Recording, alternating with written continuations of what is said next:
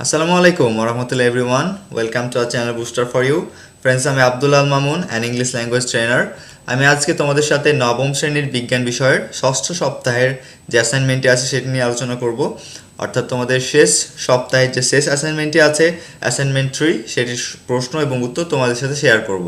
So friends দেখো, অ্যাসাইনমেন্টের প্রশ্নটা আমি পড়ব, কিন্তু তার আগে কয়েকটি কথা। প্রথম কথা হচ্ছে যে তোমরা ভিডিওটা পুরো দেখবে, স্কিপ করবে না, কারণ ভিডিওর মধ্যে কিছু কথা থাকে যেগুলো তোমরা মিস করলে তোমাদের সমস্যা হতে পারে। আর আরেকটা কথা, সেটা হচ্ছে আমাদের এই চ্যানেলটি শুধুমাত্র অ্যাসাইনমেন্টের জন্য না। আমাদের অ্যাসাইনমেন্ট তো শেষ হয়ে যাবে, বাট তোমাদের ক্লাস 6 থেকে শুরু করে এইচএসসি পর্যন্ত বিভিন্ন যে ভিডিওগুলো আছে বিভিন্ন সাবজেক্টের, সেগুলো আমরা আপলোড দিয়ে থাকি। সো তোমরা আমাদের সাথেই থাকবে। বিশেষ করে ইংলিশ ল্যাঙ্গুয়েজ বা ইংলিশ গ্রামারের যারা শিখতে চাও তারা অবশ্যই আমাদের চ্যানেলে চোখ রাখবে। আর তোমরা অবশ্যই তোমাদের স্ক্রিন রেজুলেশনটা একটু বাড়িয়ে নেবে, কারণ স্ক্রিন রেজুলেশন যদি কমপক্ষে 360 বা 480p করা না থাকে তাহলে তোমরা এটা পরিষ্কার দেখতে পাবে না। So friends, let's get started. আমাদের প্রশ্নটা পড়ি আমরা আগে। দেখো, এখানে আমাদের উদ্দীপক দেওয়া আছে। নাম্বার 1-এ একটা দেখো আমাদের সমীকরণ, একটা বিক্রিয়া দেওয়া আছে, এবং নাম্বার 2-এ আরেকটা দেওয়া আছে। আর প্রশ্নগুলো দেখো কি বলছে। কয় বলছে অ্যাসিডের সংজ্ঞা দাও, কয় বলছে অ্যাসিডের সংজ্ঞা দাও। আর খ নাম্বারে বলছে কি ভিনেগারকে দুর্বল অ্যাসিড বলা হয় কেন, ব্যাখ্যা করো। গয় বলছে কি উদ্দীপকের 2 নম্বর বিক্রিয়া দুটি সম্পন্ন করে এর ধরন ব্যাখ্যা করো। এবং ঘয় কি বলছে পাকস্থলীতে অ্যাসিডিটির সমস্যা হলে এ থেকে উত্তরণের ক্ষেত্রে উল্লিখিত বিক্রিয়া দুটির ভূমিকা ব্যাখ্যা করো। তাহলে আমাদের প্রশ্নটা আমরা দেখলাম, আমরা উত্তরটা দেখব। বাট তার আগে দেখো আমাদের শিরোনামটা কী হবে দেখে নাও। তোমরা অনেকে প্রশ্ন করো যে শিরোনাম কী হবে, শিরোনাম কী হবে। শিরোনাম দেওয়া খুবই সহজ। দেখো এখানে যে তোমাদের সপ্তম অধ্যায়ের যে নামটি আছে, এই অধ্যায় থেকে তোমাদের প্রশ্নটা দেওয়া হয়েছে। এই অধ্যায়ের নামটা দিলেই এটা হয়ে যাবে তোমাদের শিরোনাম। সো তোমাদের টাইটেল বা শিরোনামটা হবে অম্ল, ক্ষারক ও লবণের ব্যবহার। অম্ল, ক্ষারক ও লবণের ব্যবহার, এটা হবে তোমাদের শিরোনাম। সো চলো আমরা এখন উত্তরটা দেখি। ফ্রেন্ডস, আমাদের কয়েক প্রশ্নটি ছিল অ্যাসিডের সংজ্ঞা দাও। তাহলে দেখো অ্যাসিডের সংজ্ঞা হচ্ছে কি, যে সকল যৌগ এক বা একাধিক হাইড্রোজেন পরমাণু থাকে। আসলে এখানে যৌগে হবে। সো দেখো, যে সকল যৌগে এক বা একাধিক হাইড্রোজেন পরমাণু থাকে এবং যারা পানিতে হাইড্রোজেন আয়ন H+ উৎপন্ন করে, সে সকল যৌগকে অ্যাসিড বলে। আসলে এখানে আমাদের কিছু স্পেলিং মিস্টেক থেকে যায় বানানের, কারণ স্ক্রিপ্টগুলো আমরা একটু দ্রুত তৈরি করি। সো তোমরা এগুলো একটু ঠিক করে নেবে, তারপর আমি বলে দিচ্ছি কোথায় কোথায় মিস্টেক থাকতে পারে। সো তাহলে দেখো, যে সকল যৌগে এক বা একাধিক হাইড্রোজেন পরমাণু থাকে এবং যারা পানিতে হাইড্রোজেন আয়ন H+ উৎপন্ন করে, সে সকল যৌগকেই অ্যাসিড বলে।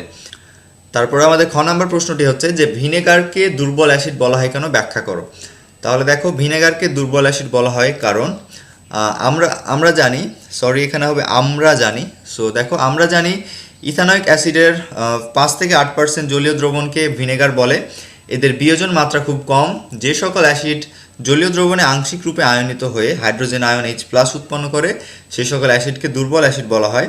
তাহলে কোনগুলো অ্যাসিড দুর্বল অ্যাসিড, যেগুলো কি করে, যে সকল অ্যাসিড জলীয় দ্রবণে আংশিক রূপে আয়নিত হয়, অর্থাৎ সম্পূর্ণ রূপে না, আংশিক রূপে আয়নিত হয়ে হাইড্রোজেন আয়ন H+ উৎপন্ন করে, তাকে আমরা কি বলছি, সে সকল অ্যাসিডগুলোকে বলছি দুর্বল অ্যাসিড।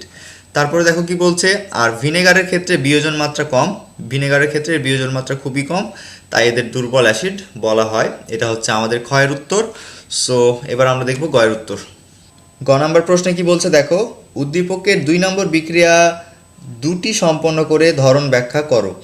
আচ্ছা দেখো, এখানে আমাদের প্রশ্নে ছিল আসলে 2 নাম্বার, কিন্তু আমাদের বোর্ড থেকে যে প্রশ্নটা আছে এটা হবে এরকম যে উদ্দীপকের 1 ও 2 নম্বর বিক্রিয়া দুটি সম্পন্ন করে এর ধরন ব্যাখ্যা করো। তাহলে দেখো, আমাদের 1 নম্বর বিক্রিয়াটি হচ্ছে এটি এবং 2 নম্বর বিক্রিয়া দেওয়া আছে।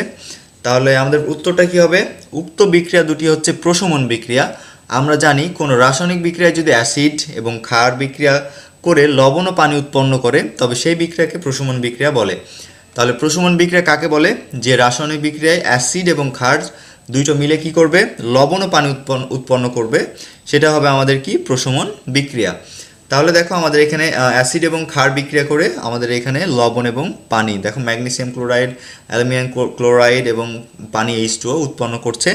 সো সেই জন্য এটা হচ্ছে আমাদের কি প্রশমন বিক্রিয়া। তারপরে দেখো, উক্ত দুটি বিক্রিয়ার ক্ষেত্রে HCl অর্থাৎ হাইড্রোক্লোরিক অ্যাসিড, যেটি বিক্রিয়ক অ্যাসিড হিসেবে আচরণ করে, অন্যদিকে অ্যালুমিনিয়াম হাইড্রোক্সাইড ও ম্যাগনেসিয়াম হাইড্রোক্সাইড ক্ষার, যেখানে প্রশমন বিক্রিয়াটি সংঘটিত হয়ে থাকে এই অ্যাসিড ও ক্ষার দ্বারা, এবং উৎপাদ হিসাবে অ্যালুমিনিয়াম ক্লোরাইড এবং ম্যাগনেসিয়াম ক্লোরাইড লবণ তৈরি করে থাকে। পাশাপাশি দুটি বিক্রিয়াতেই পানি H2O তৈরি হয়ে থাকে। অর্থাৎ দেখো আমাদের এটা যে প্রশমন বিক্রিয়া তারই ব্যাখ্যা এখানে দেয়া হচ্ছে। সো এইটা ছিল আমাদের গয়ের উত্তর। এবার ঘ নাম্বার প্রশ্নে কি বলছে দেখো, পাকস্থলীতে অ্যাসিডিটির সমস্যা হলে এ থেকে উত্তরণের ক্ষেত্রে উল্লেখিত বিক্রিয়া দুটির ভূমিকা ব্যাখ্যা করো। তাহলে আমাদের ঘয়ের উত্তরটা দেখি। তাহলে আমাদের ঘয়ের উত্তরটি হচ্ছে, পাকস্থলীতে অ্যাসিডিটির সমস্যা হলে এ থেকে উত্তরণের জন্য উদ্দীপকের বিক্রিয়া দুটি অর্থাৎ প্রশমন বিক্রিয়ার ভূমিকা অপরিসীম। আমাদের পাকস্থলীতে অ্যাসিডিটির সমস্যা হওয়া বলতে বোঝায় হাইড্রোক্লোরিক অ্যাসিড বেশি ক্ষরিত হয়, অর্থাৎ হাইড্রোক্লোরিক অ্যাসিড। আচ্ছা, একটা জিনিস খেয়াল করো যে আমাদের এটা এখানে হয় না লিখে হওয়া লিখবে, হয়ের জায়গায় তোমরা হওয়া লিখবে, যে আমাদের পাকস্থলীতে অ্যাসিডিটির সমস্যা হওয়া বলতে বোঝায় হাইড্রোক্লোরিক অ্যাসিড বেশি ক্ষরিত হওয়া।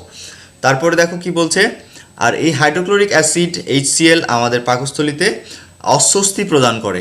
এখানে স্পেলিং মিস্টেকটা তোমরা একটু ঠিক করে নাও, অস্বস্তি প্রদান করে। আমি যেহেতু অলরেডি এটা পড়ছি সেহেতু এখন আপাতত ঠিক করতে পারছি না, তোমরা এগুলো কারেক্ট করে নাও, আমি বলে বলে দিচ্ছি। সো তারপর কি বলছে দেখো, ঠিক তখনই আমরা অ্যান্টাসিড জাতীয় ওষুধ সেবন করে থাকি। অ্যান্টাসিড জাতীয় ঔষধের মূল উপাদান হচ্ছে মৃদু ক্ষার, অ্যালুমিনিয়াম হাইড্রোক্সাইড ও ম্যাগনেসিয়াম হাইড্রোক্সাইড, অর্থাৎ আমরা আমাদের অ্যাসিডটিকে প্রশমিত করতে মৃদু ক্ষার সেবন করি, সেটা পাকস্থলীতে প্রশমন বিক্রিয়া সংগঠিত করে। তারপরে দেখো কি বলছে, আমাদের আরেকটু আছে অ্যান্সারটা অনেক ছোট।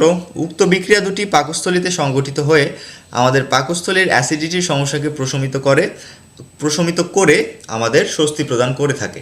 তাহলে কি হলো, উক্ত বিক্রিয়া দুটি অর্থাৎ এই বিক্রিয়া দুটি কি করে, পাকস্থলীতে সংগঠিত হয়ে আমাদের পাকস্থলীর অ্যাসিডিটির অর্থাৎ গ্যাসের সমস্যাকে প্রশমিত করে বা কমিয়ে আমাদের স্বস্তি প্রদান করে থাকে।